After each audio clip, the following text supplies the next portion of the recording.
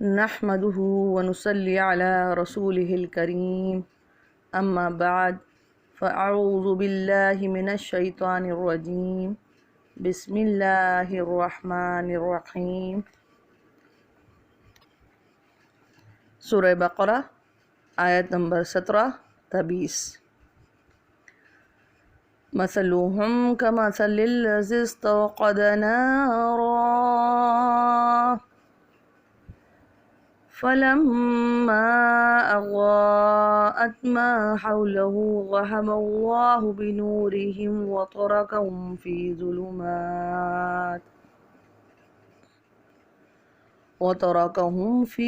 ظلمات لا يبصرون صم بكم عمي فهم لا يرجعون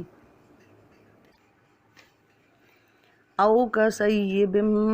من السماء فيه ظلمات ورعد وبرق يجعلون أصابعهم في آذانهم من الصواعق حذر الموت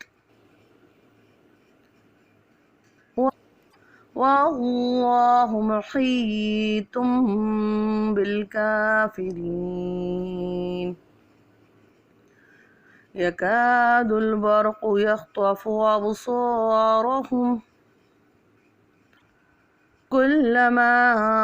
أضاء لهم مشوا فيه وإذا أظلم عليهم قاموا ولو شاء الله لذهب بسمعهم وأبصارهم إن الله على كل شيء قدیر۔ ترجمہ: ان کی مثال ایسی ہے جیسے کسی شخص نے آگ جلائی، پھر جب اس آگ نے اس شخص کے آس پاس کو روشن کر دیا تو اللہ تعالیٰ نے ان کی روشنی کو ختم کر دیا اور ان کو اندھیروں میں چھوڑ دیا کہ وہ دیکھ نہیں رہے ہیں۔ یہ لوگ بہرے ہیں، گونگے ہیں، اندھے ہیں، پس یہ لوگ رجوع نہ ہوں گے۔ یا ان کی مثال ایسی ہے جیسے آسمان سے تیز بارش ہو رہی ہو، اس میں اندھیریاں ہوں اور گرج ہو اور بجلی ہو۔ یہ لوگ موت کے اندیشے کے سبب اپنے کانوں میں انگلیاں دے رہے ہیں کڑک کی وجہ سے، اور اللہ تعالیٰ احاطہ کیے ہوئے ہے کافروں کو، قریب ہے کہ بجلی ان کی بینائی کو اچک لے۔ جب کبھی ان کے لیے روشنی ہوئی تو اس میں چلنا شروع کر دیا، اور جب اندھیرا ہو گیا تو کھڑے کے کھڑے رہ گئے۔ اللہ تعالیٰ چاہے تو ان کے سننے اور دیکھنے کی قوتوں کو ختم فرما دے، بے شک اللہ تعالیٰ ہر چیز پر قادر ہے۔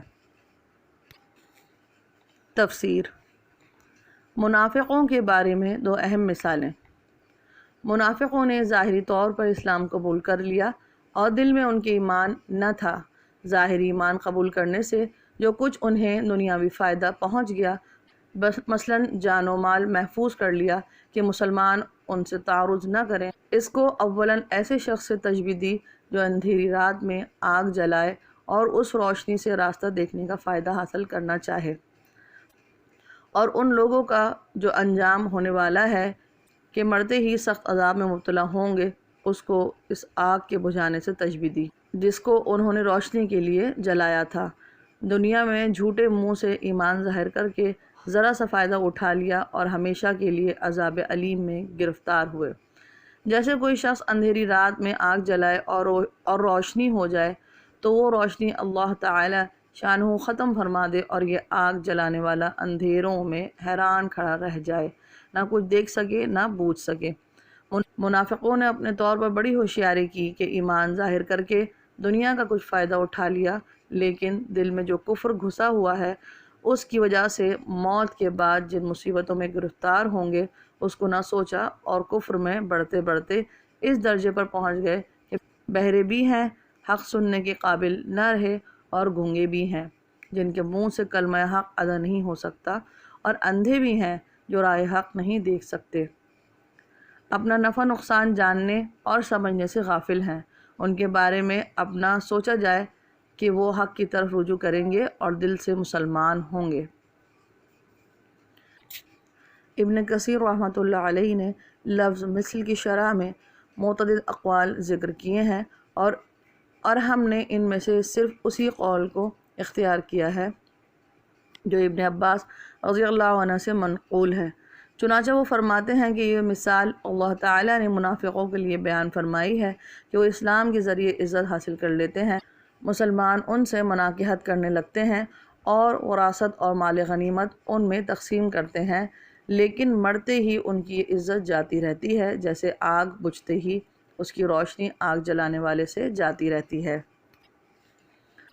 دوسری مثال، ان دو آیتوں میں منافقین کی دوسری مثال پیش فرمائی جیسے تیز بارش ہو، اندھیریاں چھائی ہوئی ہوں، گرج بھی ہو اور بجلی کی چمک بھی ہو، موت کا سامنا ہو۔ جو لوگ وہاں موجود ہوں کڑک کی آواز سے خوفزدہ ہو رہے ہیں اور ڈر رہے ہیں کہ ابھی موت آ جائے گی۔ کڑک کی آواز کی وجہ سے کانوں میں انگلیاں دیے ہوئے ہیں، سخت بجلی ان کی آنکھوں کی روشنی سلب کرنے کو ہے۔ اسی حیرانی اور پریشانی میں کھڑے کھڑے جب ذرا بجلی چمکتی ہے تو اس کی روشنی میں ایک دو قدم چل لیتے ہیں، اور جب اندھیرا چھا جاتا ہے تو حیران سرگرداں کھڑے رہ جاتے ہیں۔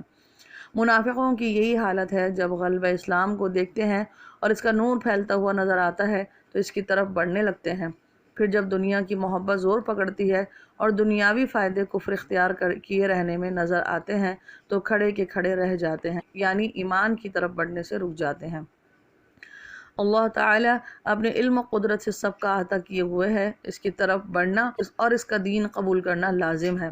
وہ چاہے تو سننے اور دیکھنے کی ساری قوتیں ختم فرما دے اور بلا شبہ وہ ہر چیز پر قادر ہے۔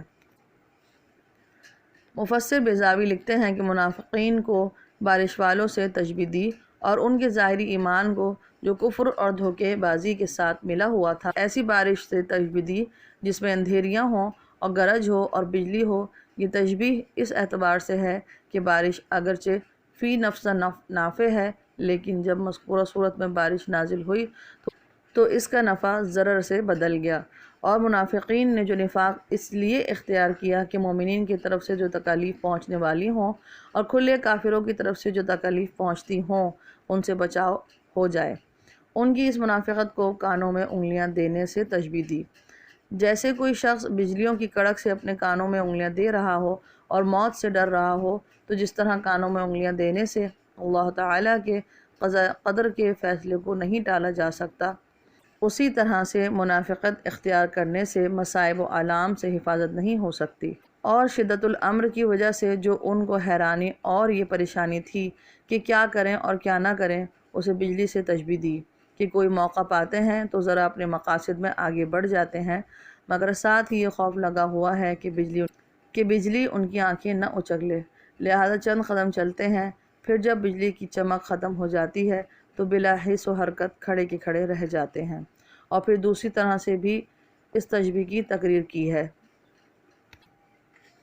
راجع البیضاوی، بعض مفسرین نے فرمایا ہے کہ پہلی مثال ان منافقوں کے بارے میں پیش فرمائی ہے جو بہت مضبوطی کے ساتھ کفر پر جمے ہوئے تھے۔ ان کے بارے میں فرمایا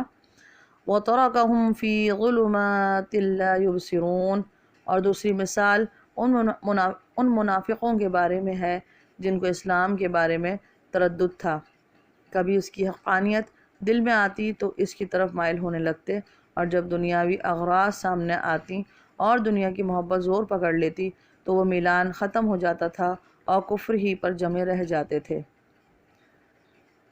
وآخر الدعوانا ان الحمد للہ رب العالمین۔